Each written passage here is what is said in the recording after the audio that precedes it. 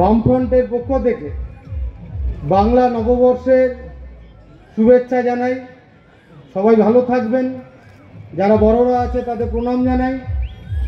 আশা করি সুস্থভাবে আগামী বছরটা আমরা পের করতে পারব। কিন্তু আমরা চাইলেই তো, সুস্থ কামনা করলেই তো সবাই আর সুস্থ থাকতে পারছি না।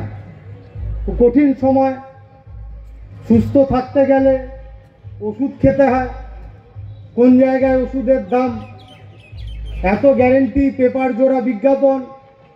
এই বিজ্ঞাপনে অনুপস্থিত আছে যে 1 এপ্রিল থেকে মোদী সরকার 800টা ওষুধের দাম যে বাড়িয়ে দিয়েছে, তা এই বিজ্ঞাপনে অনুপস্থিত থাকে। তাহলে আমরা যদি সুস্থ থাকার কথা বললেই সুস্থ থাকতে পারবেন না।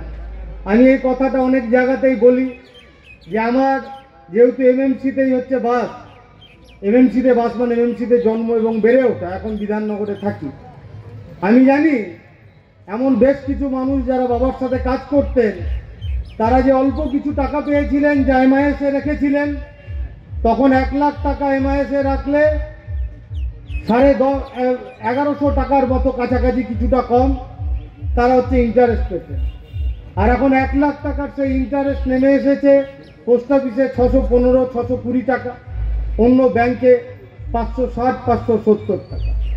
ওষুধ কিনবেন না চাল কিনবেন, ডাল কিনবেন না কেরোসিন কিনবেন, মোদির পাতা জোড়া বিজ্ঞাপনে তা অনুপস্থিত আছে।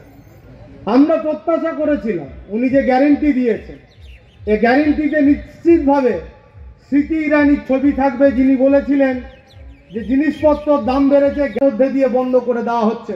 আমাদের ইউনিয়ন অফিস আক্রমণ করা হয়েছিল, আমাদের ইউনিয়নের সেক্রেটারিকে লাল ঝান্ডা খুলতে বাধ্য করা হয়েছিল।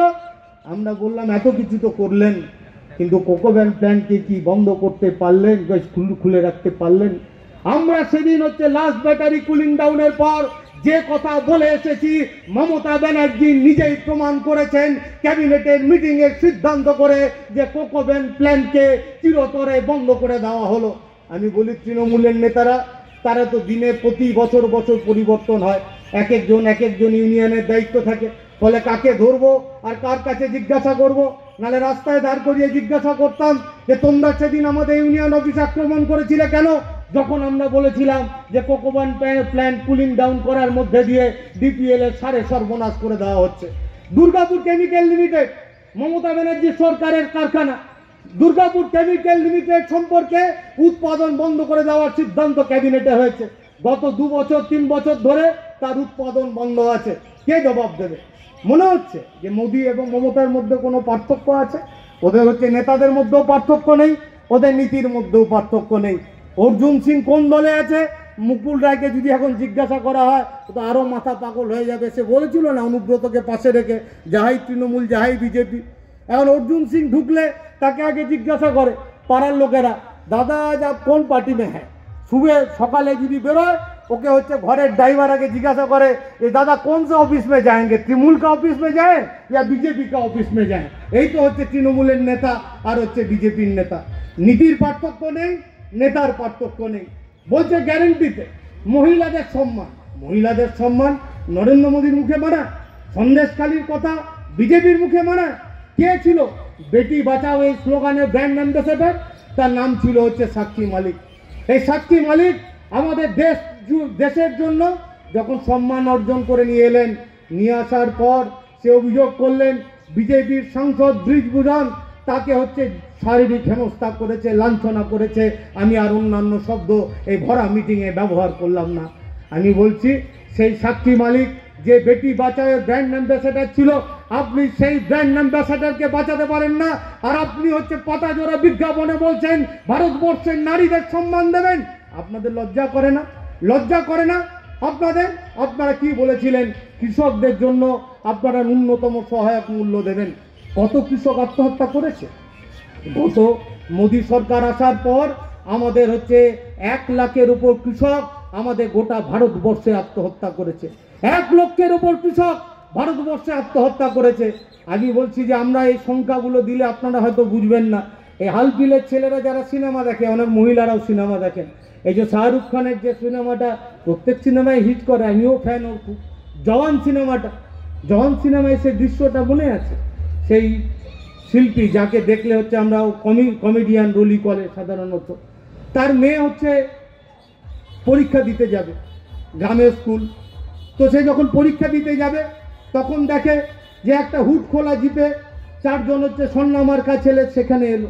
তার বাবাকে জিজ্ঞাসা করলো যে হচ্ছে যে তুমি যে আমাদের দিকে চাষ করার জন্য কর্জা নিয়েছিলে, ঋণ নিয়েছিলে, সে কর্জা কখন চুকাবে, ঋণ কখন চুকাবে?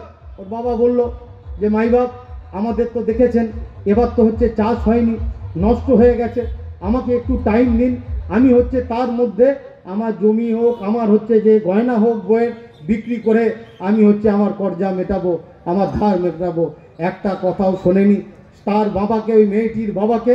আমার কথা বলছি না, শাহরুখ খানের অভিনীত জওয়ান সিনেমার একটা হচ্ছে খণ্ডচিত্রের কথা আপনাদের কাছে আমি বলছি। তার বাবাকে নৃশংসভাবে মারা হলো।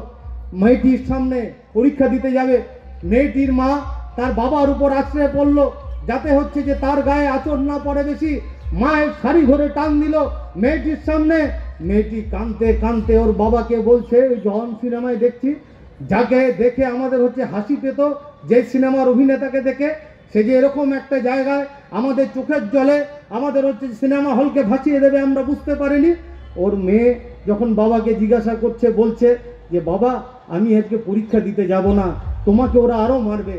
ওর বাবা মেয়ের মাথাতে হাত বোলাতে বোलाते বলল, बेटी तू जा आज परीक्षा देने के लिए, तो आने के टाइम देखेगा जितना कर्ज है सब कर्ज हम निभा देंगे, समस्त लेना देना समस्त ধার আমি মিটিয়ে দেব। তারপরেই দেখাচ্ছে যে হচ্ছে একটা বাস পরীক্ষা দেওয়ার পর, গ্রাম্য বাস, সে গ্রামের একটা স্টপেজে এসে দাঁড়ালো। মেয়েটা ভালো পরীক্ষা দিয়েছে, সে হচ্ছে নেমেছে বাস থেকে, নেমে দৌড়ে দৌড়ে তার প্রিয় বাবা আর মাকে খবর দেবে যে তার পরীক্ষা ভালো হয়েছে। সে কিছুটা দূর বেরিয়ে যাওয়ার পর দেখে একটা বিরাট বড় আম গাছ এবং অশ্বত্থ গাছ। সেই আম গাছ এবং অশ্বত্থ গাছকে ঘিরে গোটা গ্রামের মানুষ দাঁড়িয়ে আছে। সে ছুটতে ছুটতে সেখানে গেল। সে গিয়ে দেখে তার বাবার দেহটা একটা দড়ি দিয়ে সেই অশ্বত্থ গাছের তলায় ঝুলছে, অশ্বত্থ গাছের ডালে ঝুলছে। আর তার পাটা তার বাবার তার হচ্ছে নিচে স্পর্শ পায়নি, তার পাটা মাথার উপরে, মেয়েটার মাথার উপর দুলছে। মেয়েটা বুঝলো তার বাবা কেন বলেছিল, তুই যা, আমার জীবনের সমস্ত লেনা দেনা আমি মিটিয়ে দেব। এইভাবে আমাদের ভারতবর্ষে প্রতিদিন আমাদের কৃষকদের আত্মহত্যা করতে হয়, আর মোদী সরকার আর তুমি তার গ্যারান্টির নাম করে পাতা জোড়া বিজ্ঞাপন করে তুমি আজকে দেশবাসীর সর্বনাশ করছো। দেশবাসীর বিরুদ্ধে তুমি হচ্ছে যে কথা বলছো, দেশবাসীকে ভুল পথে তুমি পরিচালিত করছো। ভাববেন না আজকে যখন হচ্ছে